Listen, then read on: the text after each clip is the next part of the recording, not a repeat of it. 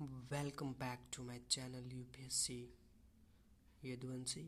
आप लोगों को आज मैं क्लास 6 के एनसीईआरटी से शुरू करता हूँ, जो आपको कहीं नहीं मिलेगा। वो मैं इस वीडियो के माध्यम से शुरू आज एकदम बेसिक लेवल से आप लोगों का यूपीएससी की प्रिपरेशन एनसीईआरटी से शुरू करने जा रहा हूँ। तो बने रहिए, आपको एक एक लाइन बस एक वीडियो से मिल जाएगा। तो बने रहिएगा मेरे वीडियो पे। चलिए शुरू करते हैं वीडियो। बकवास करने से अच्छा है। आज अपने घर में क्या खाया था, पता लगाइए कि आपके दोस्त ने आज क्या खाया था। क्या आपने कल और आज के एक ही प्रकार के आहार लिया है? यह सत्य है कि अलग अलग समय में भिन्न भिन्न प्रकार का आहार लेते हैं। और क्रियाकलाप है विभिन्न खाद्य पदार्थ। अपने भोजन में ये सब लिखा है इस बुक में। क्रियाकलाप के बारे में ये सब पढ़ना इतना उचित नहीं लग रहा। यहाँ पे बस भोजन के बारे में बताया कि कौन सा भोजन कब खाया जाता है और आप अपने घर में क्या क्या खाए हैं, ये सब चीज़ें बताई गई है। और अधिकतर हमारे घरों में क्या बनता है और कौन से चीज़ें खाने से हमारे शरीर को आहार मिलते हैं, अच्छे खासे मिलते हैं, जिससे हमारा बॉडी मोटा रहे, पतला ना हो। और सूचीबद्ध इनके बारे में कुछ पढ़ के सुना रहा हूँ। खाद्य सामग्री एवं उनके स्रोत, जिसमें इसे बोल रहा है 1.2 सूची, मतलब इसी इधर ही कोई होगा सूची जिसमें ये सब बताया गया है।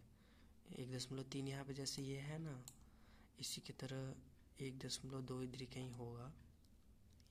1.1 यहाँ पे है, 1.2 इस यही है।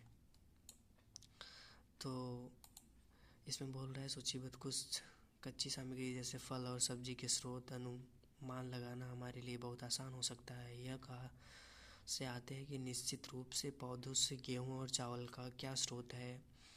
आपने धान और गेहूं के खेतों के उनके पौधों की उनकी अनेक पंक्तियां देखी होंगी। इनसे आज हमें अनाज प्राप्त होते हैं। कुछ अन्य खाद्य पदार्थ जैसे दूध, अंडा, मछली, झींगा, मांस आदि हैं जो जंतुओं से प्राप्त होते हैं। ये पहला चैप्टर है और मैं पहला वीडियो बना रहा हूँ, तो अगर कोई गलती हो तो माफ़ करिएगा। तथा आइए हम पूर्व सूचीबद्ध खाद्य पदार्थों एवं उनके संगठनों को स्रोत जानने का प्रयास करें। और उदाहरण भी दिया है यहाँ पे। मैं कुछ आप लोग कमेंट करके बताइएगा क्या मैं पूरा पढ़ना मुझे उचित होगा, क्योंकि मैं धीरे धीरे दिखा रहा हूँ। चाहोगे तो आप पॉज करके वीडियो सब कुछ देख सकते हो। भोजन के रूप पौधे भाग में होते हैं। थोड़ा ब्लर का गया था, इसलिए मैं थोड़ा इधर उधर कर दिया। भोजन के रूप और पौधों के भाग और जंतुओं के। पौधे हमारे भोजन का एक मुख्य स्रोत है। हम पौधों के बारे में मैं आपको बताता हूँ। ये जो पौधे होते हैं, इन पौधों को जल मतलब पृथ्वी से, मिट्टी से ही अपना इनके जो ये जड़ें होती हैं, इन्हीं से ये अपना सब कुछ लेते हैं। पृथ्वी से जल और भोजन लेते हैं। भोजन जो है सूर्य से लेते हैं, जो एक क्या बोलते हैं उसको, अभी याद नहीं आ रहा है।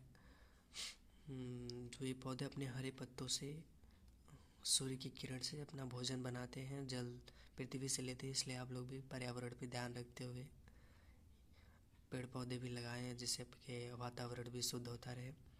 हम पत्तियों वाले उनके सब्जी खाते हैं। कुछ पौधे के फलों भोजन के रूप में खाते हैं। कभी हम जड़, कभी तना, तो कभी पुष्प भी भोजन के रूप में खाते हैं।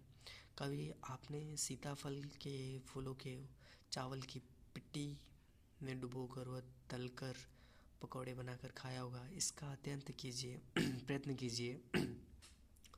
कुछ पौधों के 2 या 2 से अधिक भाग खाने योग्य होते हैं। उदाहरण के लिए सरसों के बीज से हमें तेल प्राप्त होता है, एवं जिसकी पंक्तियाँ उपयोग साग बनाने के लिए किया जाता है। क्या आप केले के पौधे के विभिन्न बारे में सोचते हैं?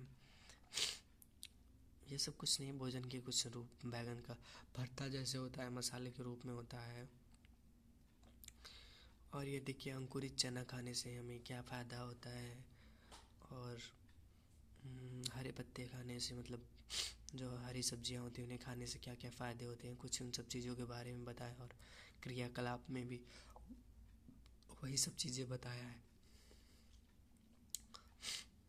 जंतु क्या खाते हैं? क्या आपके घर में कोई ऐसा पालतू पशु है जिसका आप देखभाल करते हो, कुत्ता, बिल्ली, भैंस या बकरी, फिर आपको जिसकी इसकी जानकारी भी अवश्य होगी कि आपका पालतू जानवर क्या खाता है। क्रियाकलाप मेरे हिसाब से पहले चैप्टर क्लास 6 के कुछ नहीं था, जिसमें बस ये सारांश निकलता है भारत के विभिन्न देश प्रदेशों में खाए जाने वाले भोजनों बहुत से विविधता है। हमारे भोजन के मुख्य स्रोत पौधे तथा जंतु हैं। जो जंतु केवल पादप खाते हैं उन्हें शाकाहारी कहते हैं। जो जंतु केवल जंतुओं को खाते हैं उन्हें मांसाहारी कहते हैं। जो जंतु पादप तथा दूसरे प्राणियों को दोनों को खाते हैं उन्हें सर्वाहारी कहते हैं। और ये अभ्यास के लिए दिया है आपको, और ये प्रश्न दिया है एनसीईआरटी का, जो आप चाहें तो उपयोग में ला सकते हैं अपना। और इस वीडियो को मैं ज़्यादा लंबा ना करते हुए आप लोगों को यार ब्लर कर रहा है।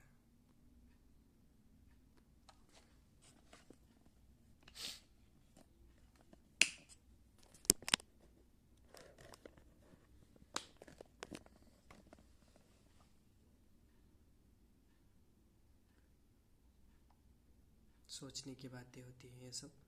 बस हमारा वीडियो यहीं पे समाप्त होता है। ये पहला चैप्टर था। आप लोगों को अगर अच्छे से समझ में आया हो तो प्लीज़ फॉलो और कमेंट ज़रूर करिएगा। जय हिंद, जय भारत।